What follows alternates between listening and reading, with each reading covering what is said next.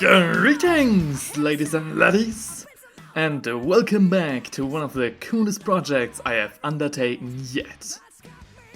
You might have wondered why I didn't upload for the past few weeks. Well, this driving concert is your answer.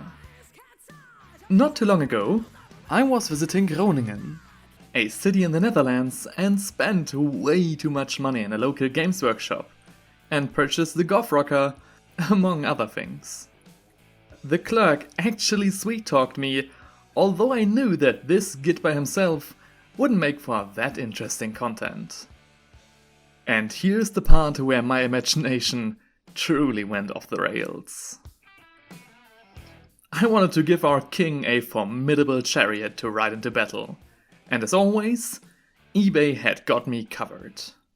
I'm using a regular pickup for the base of this beast, and very luckily, the pre-owner left the main platform as well as many other things detachable.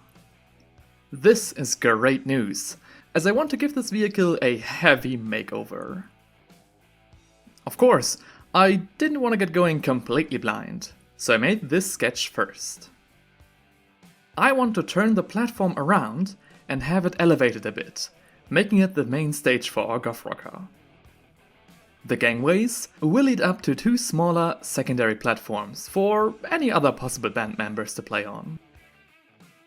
The back will be closed up with a large wall for the backdrop, and when I see this crane, I think it could make for a sweet disco ball up top.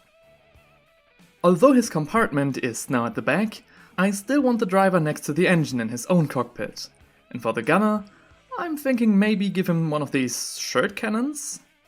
That would be sweet.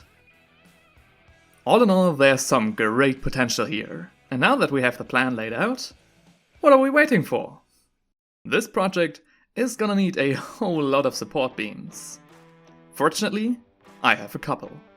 So, as I said, we want to put the stage the other way around and elevate it about 1 inch. Marking down the length that our sprues need to be, we quickly cut them out and clean them up a bit. Additionally, I don't want the sprues to just simply go up, but rather have them at an angle to make it a little more interesting. I think we need about 4 of these beams on either side of the chassis, lining up with these thicker parts of the frame right here. Hence, these fragile sticks need to be able to hold the rest of the setup. I also prepared some green stuff to kind of weld the beams in place once they are glued down. This doesn't only make it look a little nicer, it also helps with stability, and trust me, even an Orc vehicle needs to have at least some semblance of that. After all of our beams are in place, we're left with some sort of artsy ribcage on the back of our truck, which looks quite cool already. To figure out where the platform will end up resting, I slapped some white paint on the tips of our beams, so that they'll leave a mark when we test fit the whole thing. Unfortunately, it appears that I misjudged the angles on the beams, as they only barely tangate the platform at all. But as this is an Orc vehicle, I think we're good to just slap it on anyways. After the glue has hardened and the whole thing is stable and sturdy, I cut off some of the excess sprues and discovered that I accidentally glued the formerly movable gangways in place. Oh no. This turned out to be not too bad though, as they were now able to stay in the desired angle on their own, making the measuring a lot more convenient. I want the secondary platforms to rest on two 7-inch sprues that span the whole width of the model. And luckily, the spares I had were indeed that long. Having them made from one piece definitely also helped when I brushed against them accidentally when moving this thing around. For the platforms, I cut out two 2x2 inch rectangles from cardboard that I had just laying around, and then decided to reinforce them with a frame made from more sprues.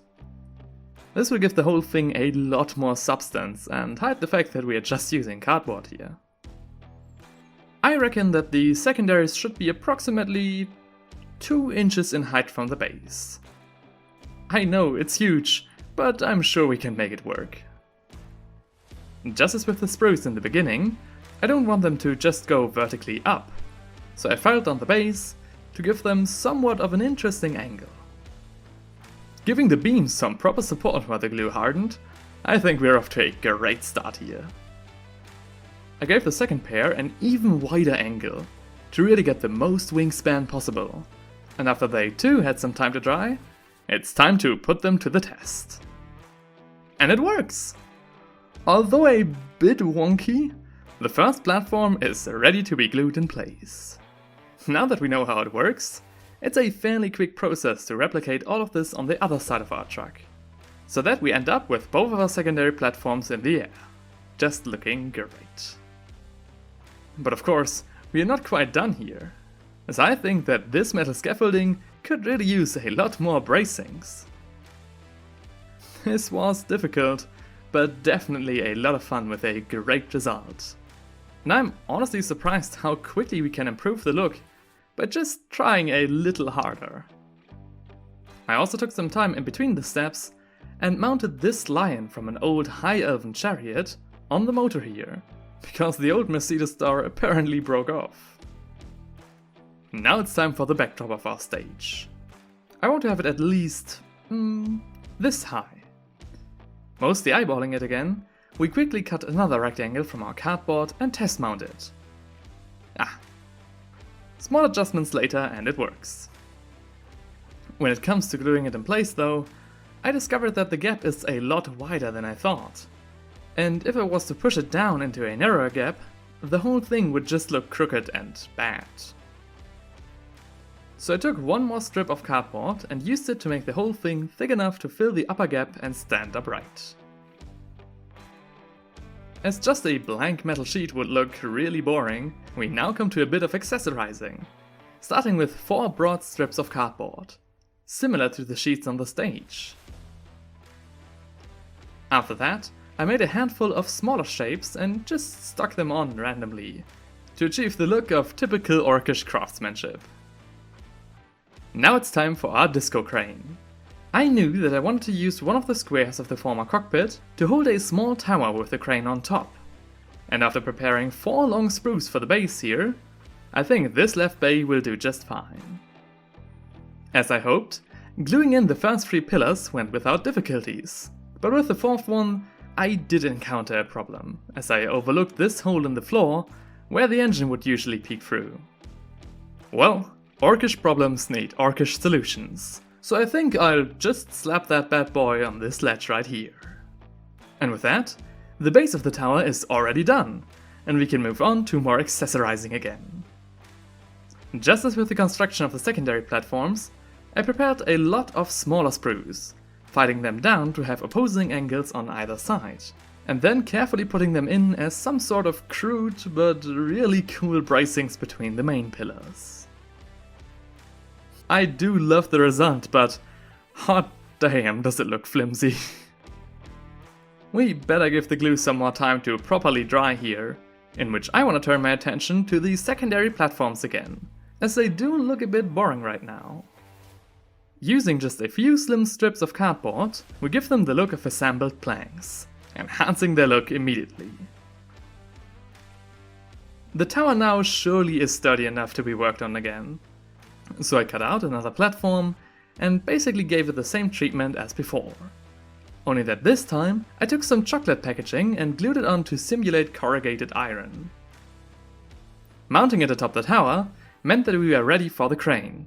But again, just look at the angle of that thing. Yeah, eyeballing it this much makes me think that I should get my eyes checked. For the driver, I think I want to have him a bit more on the outside of the frame, to get the overall shape of the vehicle to be a bit more asymmetrical. His cockpit truly is a small project of his own, as it took quite a lot of finesse to balance the chair right and prepare the overall frame, of course all made from sprues, and covering it up with a bit of cardboard so we don't have to get too fancy here. For the side, I took a spare High Elven spear, cut it down to just the round part, and used it as a guardrail. And with that, the cockpit is finished, looking just awesome with the rest of the vehicle. I decided to give the secondaries a guardrail too, using the gunner to get the proper height here. Although I am sure that orcs couldn't care less about safety, I think even they would appreciate at least some things to hold onto while driving at full speed. The same goes of course for the crane's platform as well, where I again used some high elven bits for a proper rail. And on the topic of proper stabilization, I'm actually really proud that this malarkey worked right as I needed it to. Well, from afar our Chatmobile already looks great, but our self-made bits are still really lacking in detail, especially in comparison to the original parts of the model. And now, cue the insanity. For the next step, we take quite a bit of green stuff and roll it up to a long and very thin snake. I then took my wet hobby knife, cut out really small pieces of the snake, and voila! We can place some handmade rivets, ladies and laddies. Now, does manually covering every edge of every sheet on the backdrop with individually made rivets the size of half a rice corn take a long time? Yes. Yes, it does. I mean, it was quite fun, honestly, listening to some music and Warhammer lore on the side, and again, the result is definitely worth it. But if you are still wondering why I was away for so long, now you know. Next up is the metal scaffolding, or more accurately, the gaps in the scaffolding, which I again welded together using even more green stuff. As you can imagine, this was quite the finicky task, but with that, the entire building stage is finally done. This was a lot of fun already, and although I recorded every step, it is hard for me to believe that I in fact did this. Now, as cool as it looks just as it is right now, I think it would be quite the blunder not to paint it. So out we go for some priming. When the model is completely dry, our extra features blend in with the rest of the mini just perfectly, and especially the transition from plastic to cardboard is not visible anymore. When it comes to the painting stage, I mixed up a dark bluish grey color to keep in theme with the GOFF ROCKER, but not just with plain boring black. I used this for the entire metal scaffolding and a lot of other metal parts like ladders or support beams. For the wooden planks, I just use a medium beige paint, but the main stage needs to be bright orange, for which I used a dark ochre as the base color. As everybody knows, red trucks just go faster, so it would be an outright crime to not have a healthy amount of red on here, especially on the engine itself, as well as the front plates covering it. After some thinking, I shortly switched back to the bluish grey for the backdrop, as our rocker does need to stand out against it. As we're also dealing with a lot of exposed metal, I took a dark true metallic silver to pick out some of the floor panels, the inner parts of the gangways, and loads of other parts like chains, pipes, spikes, etc. The wheels just get a coat of bluish grey with the armor plates being picked out with our dark silver. For the rims though, it would have felt wrong to just give them one color. To bring some more light into the mix, I took an off-white to paint the teeth in the front, as well as most of the spikes on the back of our card. In terms of base colors, we now just have to pick out some details, like bandages, some engine parts which I wanted to paint bronze, especially that lion here, and some insignia, for which I used yellow. Just as with any model, it's now time for a quick black wash, even on the dark parts, as we want to detail the whole thing with really bright colors, and need the contrast to have something to stand out against. This also gives the whole truck a really grimy and dirty appearance, definitely fitting its orc masters. This gives us the perfect base to really make the model shine, as I now take the most vibrant colors in my arsenal and paint all colorful areas again, this time keeping the fresh paint more toward the center part of the panels, to establish contrast and rough details to guide the eye. I'm keeping the brush strokes splotchy and in short intervals, to really sell a rough orc paint job. Usually, I'd avoid working like this, as it leads to a very textureless finish, but in this case, I welcome it. I mean, just look at how it makes the crane stand out. On the dark parts, like the backdrop and all of the other bracings, I opted for just a single grey and blue dry brush.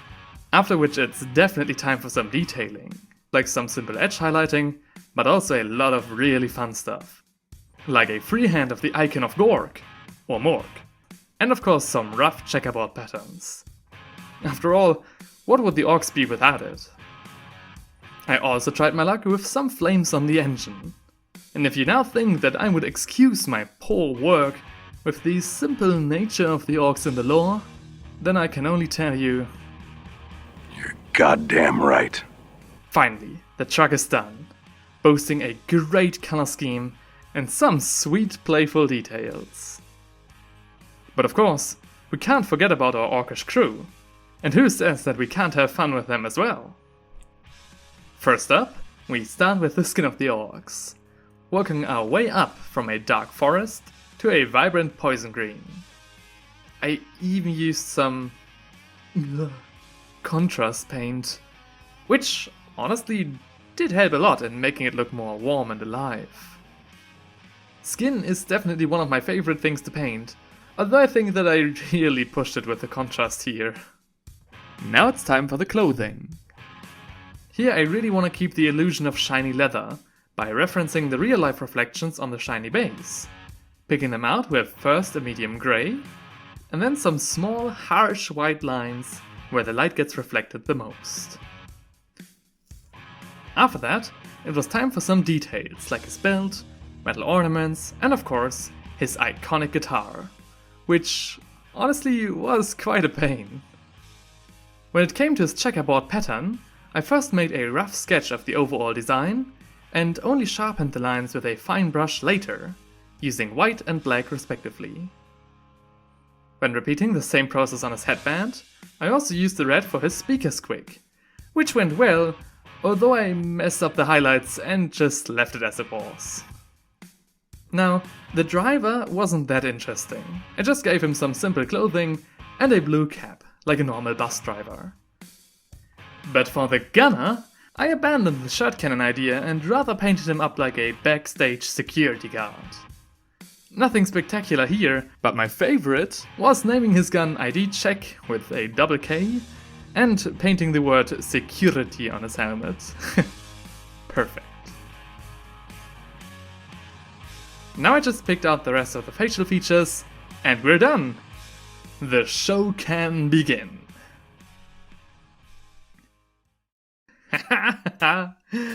Oh man, was this a lot of fun.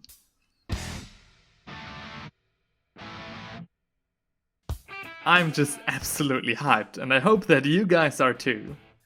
And although I'm still not quite over the fact that I've let myself get sweet-talked by the awesome clerk in Groningen, this beast is a very welcome addition to my collection. Now, of course, there is still a lot more room on this truck than just the GOFF ROCKER could need. I've already got a lot of ideas for some more band members, a snotling crew skittering about, and even more expansions to the stage, in case my mind gets completely off the rails again. And why stop with this one truck? Why not give him some hype men and jeeps announcing a show? Why not give him a whole entourage of punk followers and bike companions? There definitely is some more room for growth with this project, and if you would like to maybe see more of this rockstar, as well as loads of other projects that I've got planned for this year, feel free to tag along and hit the subscribe button. I've also got a lot of other very cool videos already on here, so check them out if you're in the mood. As for now, I have to return back to the studio and let my fellow Git take it away. Until next time.